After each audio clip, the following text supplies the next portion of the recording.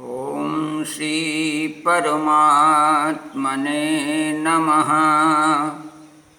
प्रिय मित्रों, मैं डॉक्टर कृष्णपाल त्रिपाठी आप लोगों के समक्ष आज अक्षय तृतीया के विषय में चर्चा करना चाहता हूँ। हमारी संस्कृति का ये बहुत महत्वपूर्ण पर्व है। वैशाख शुक्ल पक्ष की तृतीया को अक्षय तृतीया के नाम से जाना जाता है। हमारी धर्मशास्त्रीय मान्यता के अनुसार इस दिन जो जप तप दान स्नान आदि किया जाता है वे सब का सब अक्षय हो जाते हैं। जो स्वाध्याय किया जाता है वह भी अक्षय हो जाता है। जो व्रत अनुष्ठान पुण्य कर्म किए जाते हैं उनका फल भी अक्षय हो जाता है। इसीलिए इसका नाम अक्षय तृतीया है। परंतु मत्स्य पुराण में इससे अलग मत दिया गया है।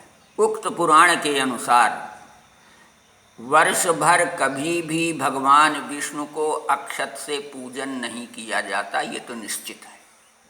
परंतु मत्स्य पुराण का विचार है कि वैशाख शुक्ल तृतीया को भगवान विष्णु का पूजन अक्षत से करना चाहिए। इसीलिए इस तृतीया का नाम अक्षय तृतीया रखा गया है। अक्षतैः पूज्यते विष्णु तेन साक्षा स्मृता, ऐसा वहाँ पर कहा गया है। तो अक्षय तृतीया के निश्चित रूप से जो भी कर्म किए जाएंगे वे सब का सब अक्षय हो जाएंगे, इसमें कोई दो राय नहीं। इसके महात्म को प्रदर्शित करने के लिए एक कथा दी गई है। उस कथा के अनुसार साकल नगर में धर्म नाम के एक धर्मात्मा वणिक रहा करते थे। वैश्य वर्ग से संबंधित व्यक्ति थे। वे बड़े ही सत्संगी थे। उन्होंने किसी सत्संग के प्रसंग में यह सुना कि अक्षय तृतीया को जो दान किया जाता है उसका पुण्य अक्षय हो जाता है, और अतः वे हर तृतीया यानी अक्षय तृतीया को प्रतिवर्ष पर्याप्त मात्रा में दान दक्षिणा दिया करते थे। उसका परिणाम ये हुआ कि अगली योनि में, अगले जन्म में उस अक्षय तृतीया के दान के परिणाम स्वरूप कुशावती नगर के राजा बने। राजा होने की स्थिति में भी बड़े विख्यात हुए। प्रजावत्सल शासक बने। चारों ओर दिग्दिगंत में उनकी कीर्ति फैल गई।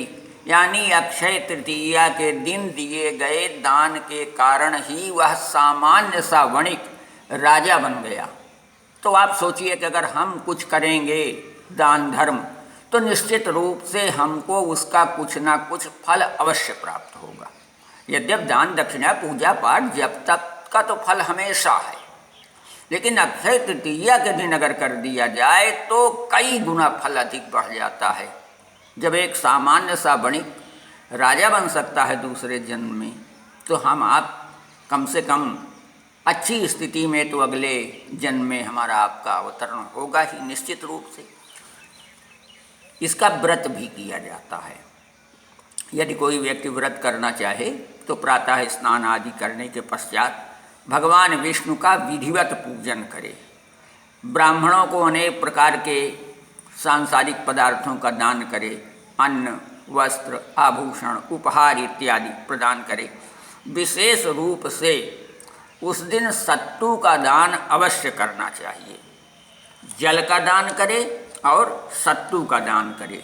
उसके पश्चात भगवान विष्णु का अक्षत से विधिवत पूजन करे और बाद में व्रती स्वयं उसी सत्तू का आहार ग्रहण करे। इस प्रकार अक्षय तृतीया के दिन जो व्यक्ति दान धर्म करता है, अध्ययन करता है, जप तप करता है, गंगा आदि पवित्र नदियों में स्नान करता है, उससे उसको अक्षय पुण्य की प्राप्ति होती है। ऐसा पुण्य जो कभी भी नष्ट नहीं होता है। अतः बहुत आसान बात है कि जिसको भी अक्षय पुण्य की प्राप्ति करना हो, अक्षय तृतीया के दिन दान अवश्य किया जाए। वैसे भी वैशाख मास में अन्न और जल के दान का बड़ा महात्म है। न कि अक्षय तृतीया के दिन अगर ये दान धर्म किया जाए तो कई गुना उसका फल प्राप्त हो जाएगा। इससे दानकर्ता के सभी पाप ताप रोग शोक सब दूर हो जाते हैं, दरिद्रता समाप्त हो जाती है, वह धन से परिपूर्ण हो जाता है, उसे हर प्रकार के सुखों की प्राप्ति हो जाती है। इस प्रकार अक्षय तृतीया का यह महनीय फल है। मैं अपनी वाणी को यहीं विराम दे रहा हूँ। अगली कड़ी में पुनः मिलेंगे, तब तक के लिए धन्यवाद, नमस्कार।